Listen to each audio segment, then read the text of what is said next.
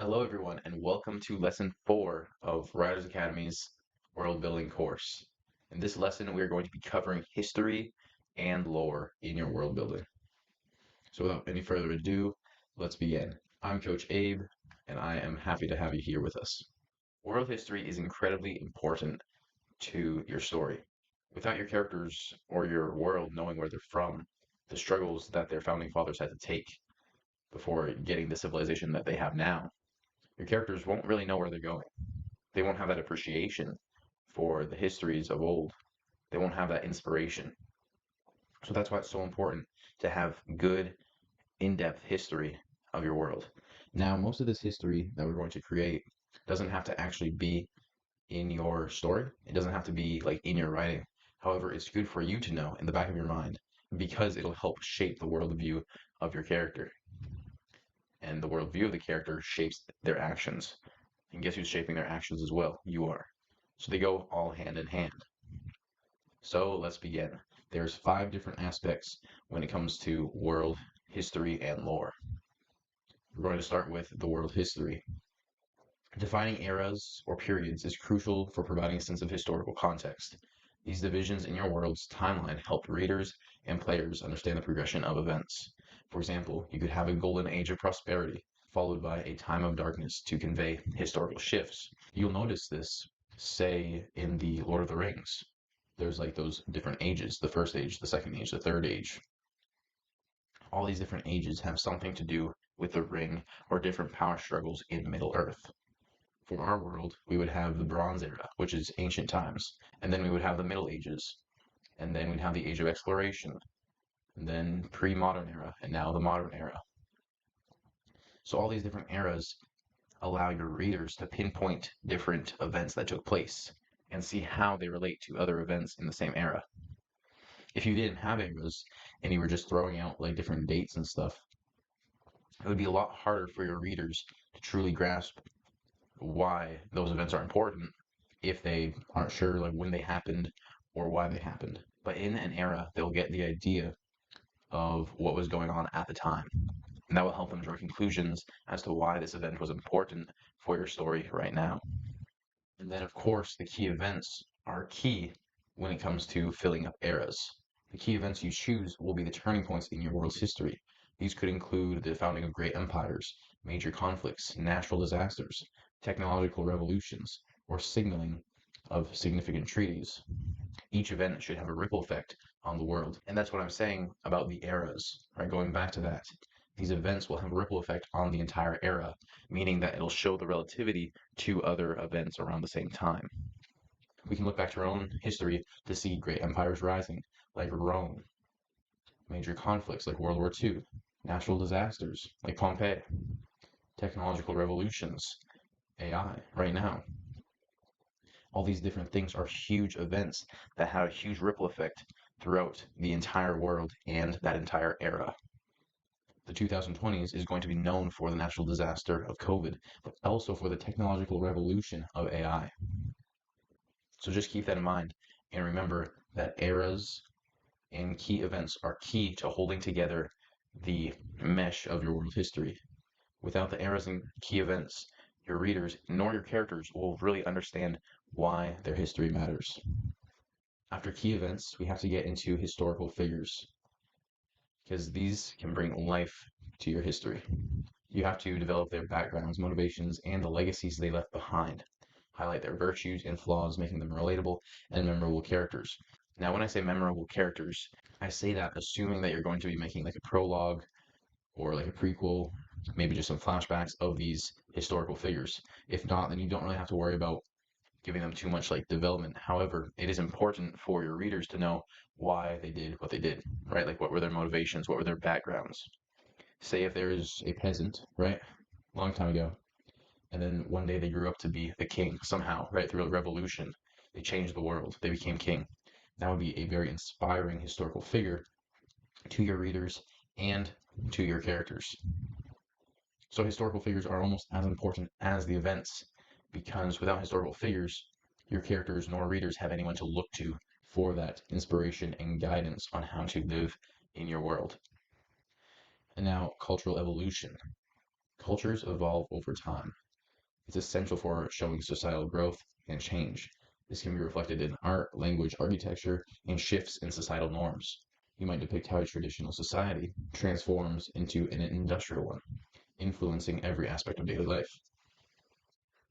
Now, again, this is more so important if you're planning on having a huge universe of characters and events and different time periods in your world. I know that when I wrote my book, I still do. I have a huge kind of timeline of what things happen and when. That way, when I that way, whenever I want to go back and write a prequel, or maybe a prologue or a flashback of one of these events, I can have a huge trove of different events that change the course of the world's history. It also shows how they evolve, right? The cultural evolution. You can see this in our own world, right? From cave paintings to the Renaissance, and now this odd abstract art. These little evolutions can show how the society changed. We can find it in the cave paintings. Like I said, they were very primitive, right? They were just coming out of, whatever you believe. So obviously they didn't have the practice and they didn't have the inspiration from previous eras to add to their art. They were just making art for the first time. Then in the Renaissance, they had all that inspiration, all those emotions from the Middle Ages, from the ancient era. They had all that stacked up. So of course, they're going to be unleashing that into various art forms like sculpting and painting and building huge cathedrals. Of course, they're going to take that inspiration from the cultural evolution in the past.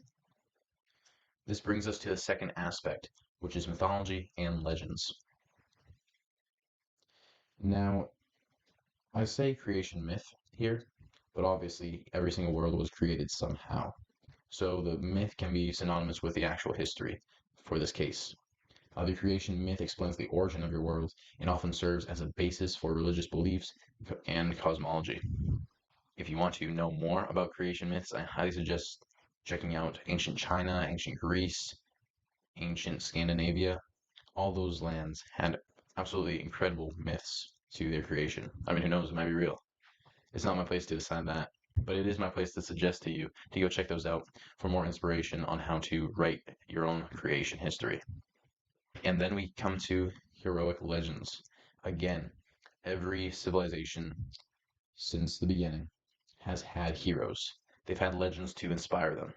Now, these can be real or they can be fake, right? Say, like Norse mythology, packed with a wealth of different stories that are mostly going to be fake. But of course, there's always going to be some stories that are so good it's hard to believe that they're true, but in reality, they were. I believe I made another video on the channel if you want to go check it out. It's about how everything already happened. All these heroic legends somehow already happened in this world that we live in right now. Now, the details might be different, but the core experiences, emotions, and motivations are the same. So feel free to take a look at past history of our world to get inspiration for your world. And then another aspect of this second point is mythical beings. You could, I usually don't, but you could populate your world with beings like gods, spirits, and creatures. These entities may interact with mortals, granting blessings, offering challenges, or causing calamities. Their presence can heavily influence religious practices and daily life. Now, usually I try to keep my gods kind of out of the picture. For such powerful beings, they're usually too close to home, we'll say, in modern culture. I think that gods should be kind of kept to the side, only coming in when they're needed most, right? Because otherwise than that, they kind of have the same interest as we do in ants, right? The scale is just different. So for gods in your story, they would have to be kind of more like demigods. They couldn't really be all powerful. Of course, that's just an opinion, and I'm just kind of going off sidetrack there. But I think you understand what I'm going with. As for spirits, most of my stories will come with ghosts, perhaps, different monsters, and then of course creatures. I have a lot of creatures always in my stories.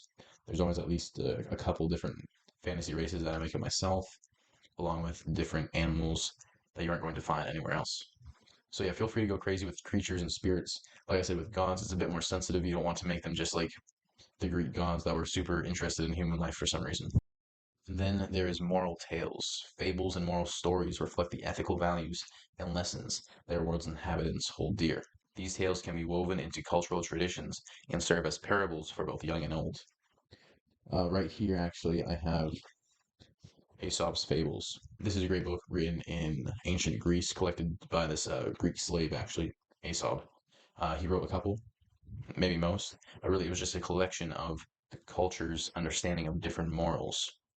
And then those were put into stories to teach people these, like, morals in a more accessible and easy to read way, or easy to understand. So check Aesop's Fables out when you have the chance to get more of an understanding of these parables and moral stories. This brings us to cultural histories, which is the third aspect of history and lore in your world. You have to be aware, and I'm sure that you are because you are creating the world, but you have to be aware that different cultures within your world may have their own unique histories and mythologies. These differing viewpoints can lead to conflicts, diplomacy, and alliances, adding depth and tension to your world. I mean, just look at, say, our world. We have differing perspectives on different things. Say, actually, let's go back to the Crusades, right? That whole war was based around religion, Christianity or Islam. Now we have border disputes, or just recently, Israel and Gaza. Super controversial, but that too is mainly a border dispute because these people have different perspectives on how everything happened, how it started, how it's ending. All those things are caught up in differing perspectives. So keep that in mind. It really adds a lot of interest to your world. And then oral tradition. The role of oral tradition should not be underestimated at all. Storytellers, bards, and shamans are the custodians of history and lore, passing down knowledge through spoken word. The accuracy of these stories may evolve or change over time, creating an element of uncertainty in your world's history. Now, we actually see this a lot, right now. I believe it was Napoleon who said either history is written by the victors or it is history is a set of lies agreed upon. And that is entirely true. We have no clue how accurate all of these different documents from the past are. However, we have no choice but to trust them. Of course, we can use archaeology and other, cross-referencing and stuff to find the truth, but we still don't know for sure what exactly happened in the 1600s. However, it's important to know for your own world that the histories that your world is going to know will not be 100% accurate and shouldn't be. That's what adds to the mystery. This brings us to aspect 4, which is historical artifacts and locations. If you've seen the Indiana Jones movies, you'll know a thing or two about artifacts. First, we'll cover relics. Ancient relics, artifacts, and documents are tangible links to your world's history. These items may possess great power, knowledge, or value, making them sought after by adventurers, historians, or organizations. Now, say the Ark of the Covenant of the Israelites. That would be a relic, known to be extremely powerful, right? And not only that, but also encased in gold. Obviously, there's going to be some sort of search for that thing. Same with your world. Maybe there is a long forgotten sword of the first god. That would be a very interesting artifact to go search for. That could be a whole story by itself. And that story could help develop your world even more.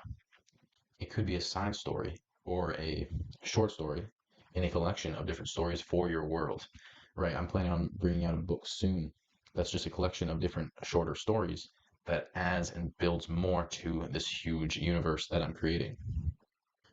And then we have sacred sites. This could be like a temple. Sacred locations such as temples, ruins, or mystical forests serve as hubs of historical significance. They may be tied to key historical events or myths, attracting pilgrims and adventurers seeking wisdom, power, or spiritual experiences. Your entire story can be based around trying to find the lost temple of the Aztecs. Right, El Dorado has still yet to be found. That could be your whole story. And then there's writings and inscriptions. Ancient writings, inscriptions, hieroglyphs, or runes can hold clues to deciphering the past. These texts may contain prophecies, spells, or forgotten knowledge, inspiring quests and research.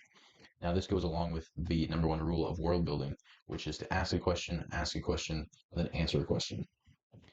If you create these different writings with different languages that aren't really known yet and lead your reader on until they find out, it's going to create a lot more intrigue in your book and increase the readership. And then the fifth aspect, which is probably the most important for any book, You aren't writing your world just to write your world. You're probably writing it to write a book.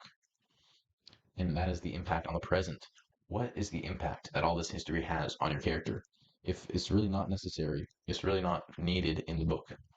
If it's not going to drive your plot forward, if it's not going to develop your character somehow, I would just leave it out and keep it as a side story for a different day.